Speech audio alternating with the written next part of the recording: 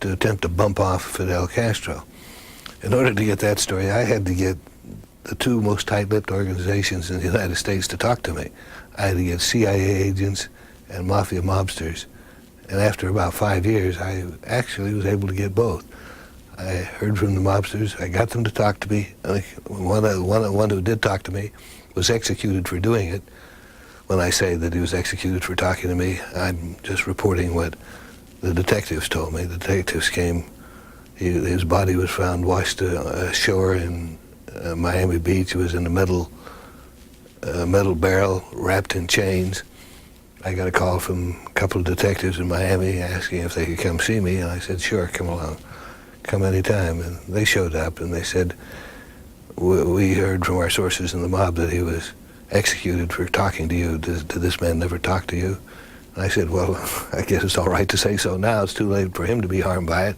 Yes, he did. He told me a lot about it took me a long time to get him to talk to me, but he came to trust me, and he did talk to me, and I never betrayed his trust. But I guess somehow the mob found out about it, and they said that's we hear is the reason that he was executed.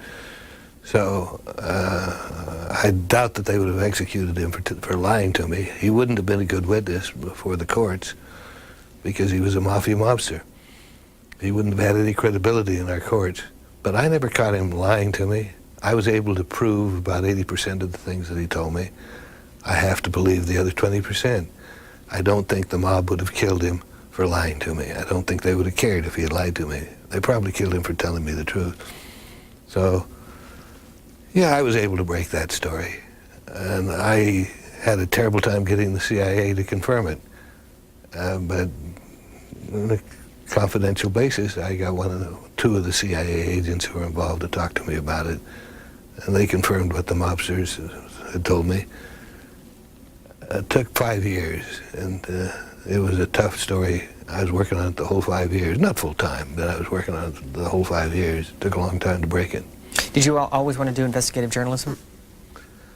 Well, I always thought journalism was investigative journalism. I didn't realize that I was the only pariah in town until I arrived here. Why do you call yourself a pariah? Well, when I arrived, we were about Drew Pearson, my predecessor and employer at the time, was probably the only investigative reporter in Washington. This was before, of course, this was before Watergate, and after Watergate, everybody wanted to be an investigative reporter and be played in the movies by Robert Redford. But before Watergate, we were pretty rare birds. In those days, reporters pretty much reported what the government wanted them to write. Now, I don't mean that they didn't expose scandals. They did, but they were usually scandals that one agency of government would want to expose in another agency of government. In other words, the feuds between government agencies, the State Department and the Defense Department, for example, would be reported by the reporters who were covering the State Department and the Defense Department. Those reporters covering the State Department would come home at night wearing tweed jackets, puffing on pipes. Those who covered the Pentagon would come home at night looking like they'd just gotten home from maneuvers. They tended to adopt the ideas, the attitudes of the people that they wrote about. We were the only ones, just about the only ones, that just tried to find out what was really happening as opposed to what these people told us was happening. Who has influenced you the most?